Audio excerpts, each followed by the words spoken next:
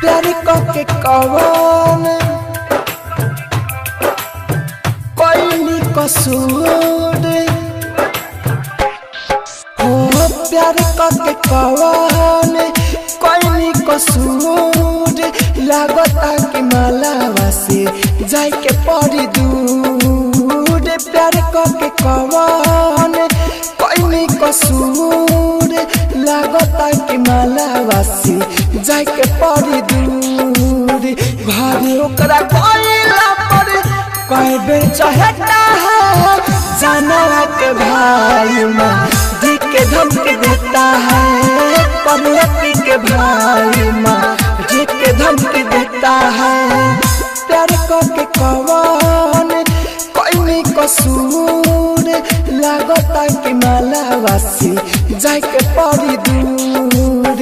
भारी ओकरा कोइला पर कई बेर चहटा है, जानवा के भाई माँ दिख के धमकी देता है।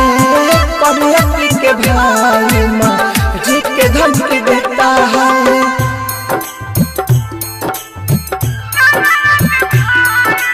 डीजे कंचन राज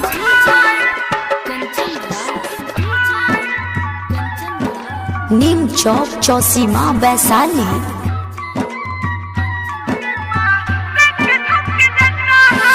कैसे जिया करा बिना दूर जाबे हो जाई हमार पीना।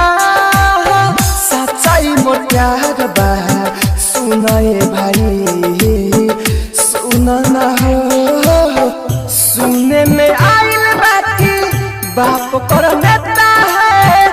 जानवा के भाई माँ जी के धमकी देता है। बनारी के भाई माँ जी के धमकी देता है।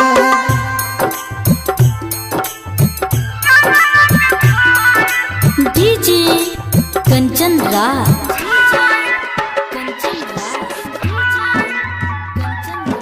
नीम चौक चौसीमा वैशाली।